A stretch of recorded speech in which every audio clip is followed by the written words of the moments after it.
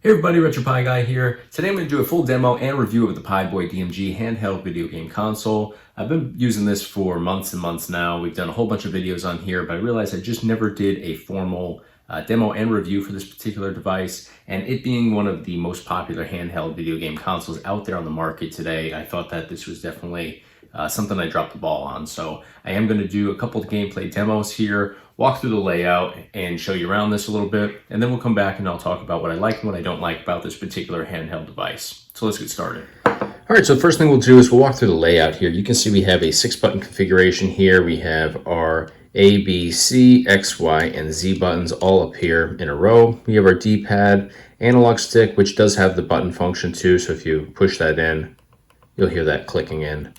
We also have our start and select buttons here. Now going down to the bottom, you'll notice that we have our volume control here, a 3.5 millimeter headphone jack right here in the center, and then this is our power supply button, so we can plug in here in order to charge this.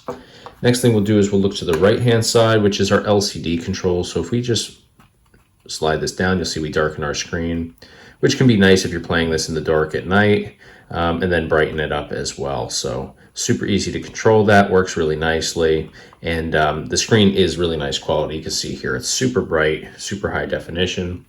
And now to the left we have our mini HDMI output, so we can actually plug this with a mini HDMI to regular HDMI and plug this into a monitor or TV and play along right on the screen, which is a really nice feature to have. A lot of handhelds do not have this feature.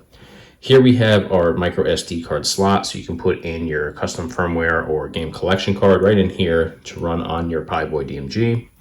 And now on the backhand side, you'll notice that it's kind of hard to see this, but we do have 2 buttons here for shoulder buttons. We have our R and L button. So if I just press these in, they do function quite nicely.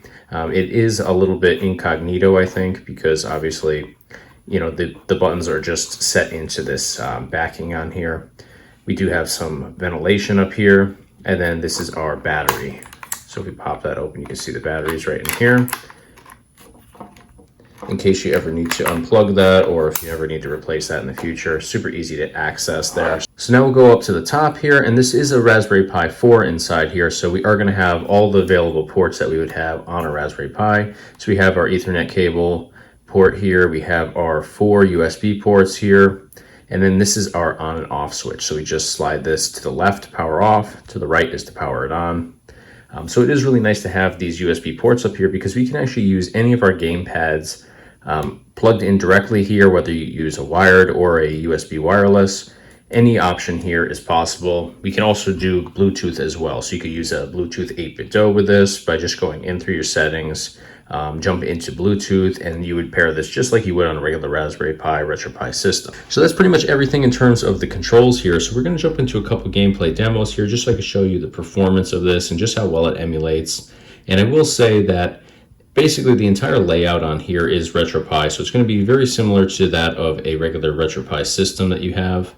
So let's jump into Dreamcast, because Dreamcast is just always one of those more advanced collections to emulate. So we're on Soul Calibur, that's a good game.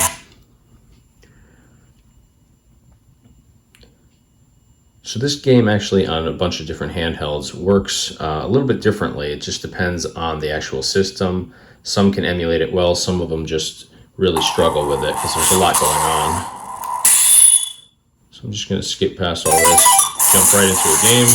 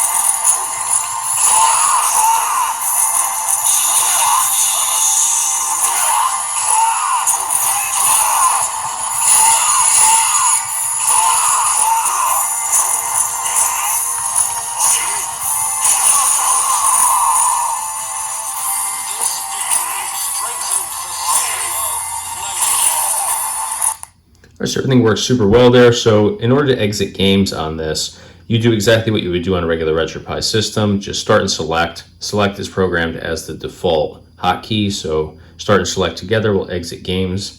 So you can see from that game, everything worked really nicely. The graphics were great, the audio was great. Actually, I had the volume up a little bit loud. That's why I turned it down, because it sounded a little bit distorted. It was just because the volume was on max. So again, you just slide that little toggle back and forth and you're able to adjust the volume. So I was a little worried that maybe the sound was just a little bit off on that game. It was just because the volume was too loud. So that ran incredibly well. That's always a tough one. A lot of the systems struggle with that. So it was nice to see that that game works so well on the PIBOY DMG. So I'm going to back out here. B is always going to be your back button when going through all these game collections. So let's jump into another game on here. Let's do, what's a good one to do? I'm tired of Mario Kart. We always do that one. Well, let's jump into N64 because it's just one of those tough systems that a lot of games just don't work well on. Let's do WCW NWO Revenge. This is a game that, for the most part, does not work on most handhelds. So let's give it a try here. I've never actually tried this.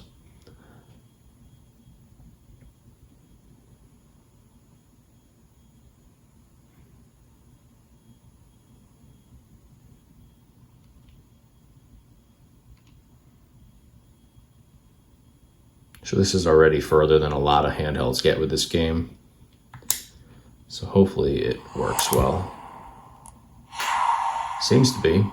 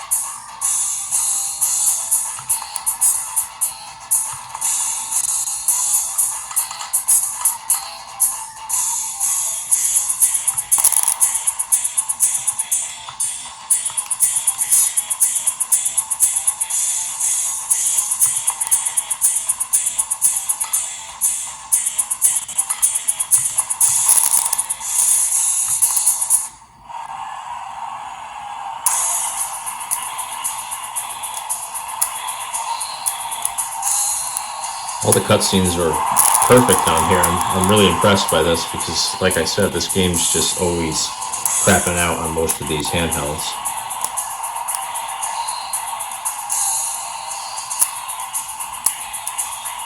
Audio's a little crackly in spots. You can hear it crackling there. Not terrible though.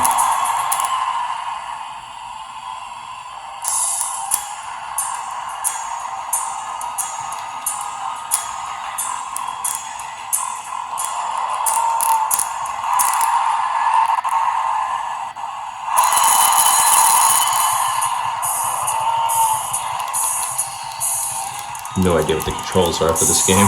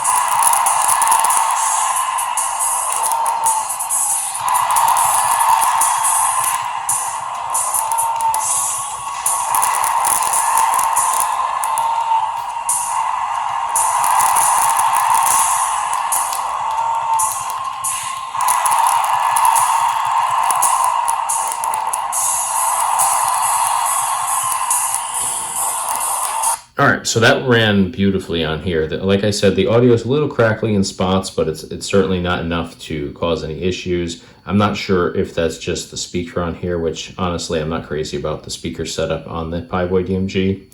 But for the most part, in terms of actual emulation, pretty much perfect, I'd have to say. And that's, again, just a really, really tough one to emulate. All right, so since both of those games worked so flawlessly, I really don't think we need to go in and jump into additional gameplay demos here, because if N64 works that well and Dreamcast works that well, then Neo Geo, NES, Super Nintendo, Genesis, all that stuff, PC Engine, all this stuff is going to work just exceptionally well if those more advanced ones work. Actually, you know what? Let's jump into PSP and see how these run on here, because PSP is actually one step more challenging than Dreamcast, and it's pretty much right in line with N64. So let me find a game in here that I'm maybe somewhat familiar with. I was never really a big PSP guy, but Tekken 6. Let's give that a go. Not super familiar with Tekken 6, but I'm certainly familiar with Tekken 3. If you've seen my gameplay demos, I'm always in Tekken 3.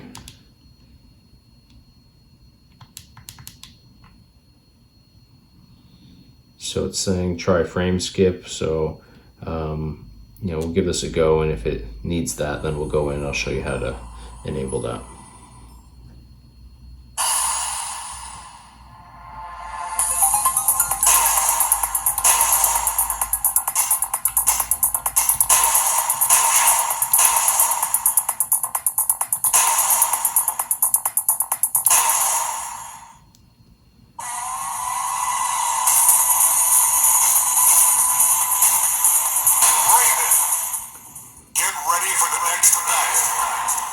So far, so good.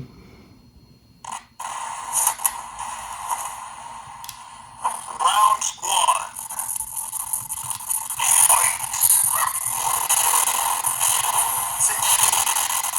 So there's a little lag here, not so much a lag, it just kind of like slows up on you a little. Not right now, actually.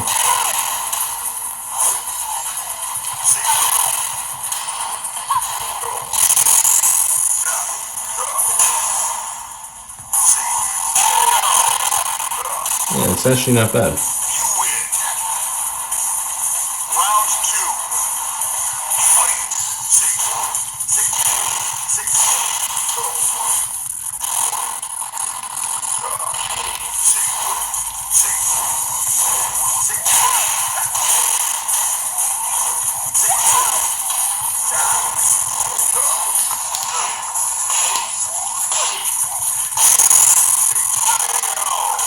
It's actually the audio more than the actual emulation of the game. Alright, so that was actually pretty impressive.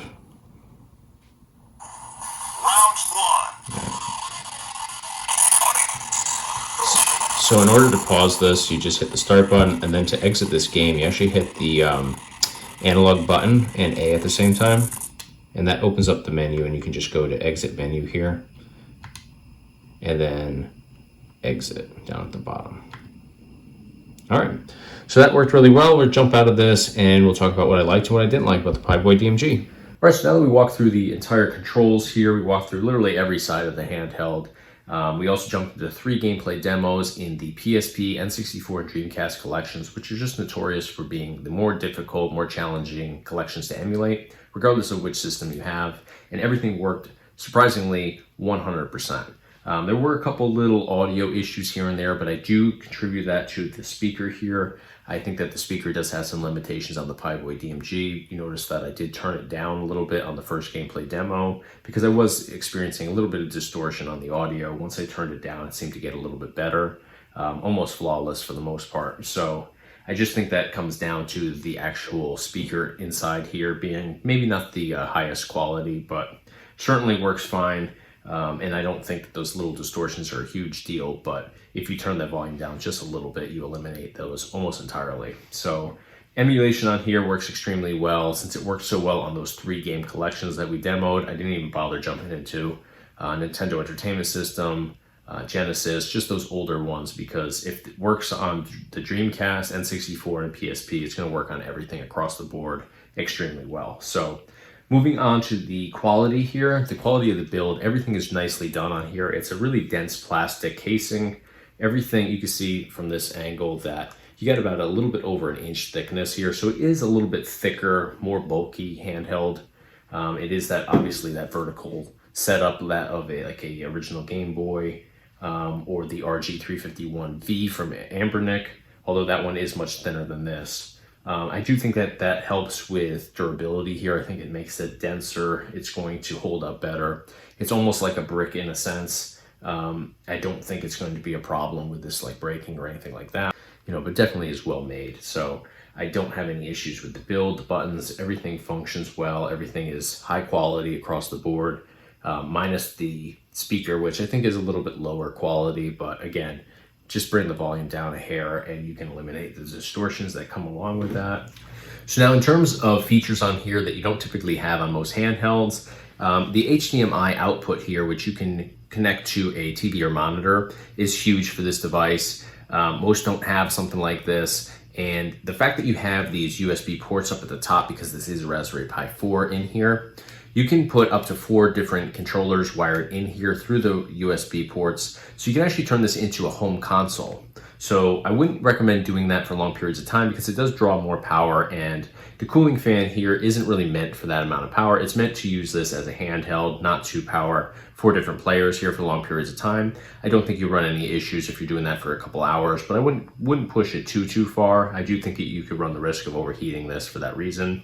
But you can actually go in here and actually connect 8-bit controllers, which are Bluetooth for the most part, 3 Bluetooth settings too, so you can get wireless controllers attached to this and play remotely with those. So it is really nice to have that availability because there aren't any other handhelds out there on the market right now where you could have up to 4 players playing, connecting this to a TV or monitor. So that is definitely a really big plus for this particular device and just gives you that additional option. So moving on to the LCD brightness control here on the right hand side of your device. That's another feature that you don't have on most of the handhelds out there. Pretty much all of them do have a brightness control, but it's usually somewhere inside of the menu settings here. So you have to go through your different settings for your picture and make that adjustment on there. To be able to have this here on the external control like this is definitely huge, because if you're playing a game that's really dark, like Alien Trilogy or any of the Alien games, are usually a lot of dark scenes. So if you want to go in there and manually adjust that brightness control like this, you can certainly do that without having to exit or even pause your game. So it does make for those adjustments being really convenient and easy to do. Plus you could customize them for each game without having to, adjust your settings for the entire system. You can just, darken some screens for some different games and then brighten it for others. So I really do like that feature as well on here. But other than that, everything else is going to line up pretty much with a lot of the other handhelds out there. But you do have less limitations, I think, on games here. Your only limitations for the entire system are really going to be the knowledge that you have on familiarizing yourself with the particular setup here, because while this is a RetroPie setup, it is quite a bit different than RetroPie on like your standard Raspberry Pi 4 connected to a TV or monitor. Just the back end of this, the modifications that are made on here to turn this into a handheld definitely alter your software. So you do have to get kind of familiarized with that. I did it myself. We put together this game collection card that's available for the PIBOY DMG. It was a little while ago, but if you have any questions, reach out to me. I'm happy to help out any way I can. I'll just have to jot my memory to remember back to when I set that up and, maybe refamiliarize myself with it. So definitely reach out to me though if you have any questions. I'm always easy to get a hold of. You can hit me up in the comment section below or directly through the website. Either way, I'll definitely respond to you. So that's pretty much going to do it for today. I think we walked through and covered pretty much every aspect of the PIBOY DMG. If you have any questions, like I said, feel free to reach out to me. If you enjoyed this video, definitely hit the like button. If you haven't subscribed yet, definitely subscribe. We do a whole bunch around retro gaming on here. We do gameplay demos, product reviews like this one, tutorials that are really great for people just trying to figure out certain things about various handhelds or RetroPie in general. So definitely subscribe to us. And of course, check us out online on our website, www.retropieguy.com. Thanks for watching.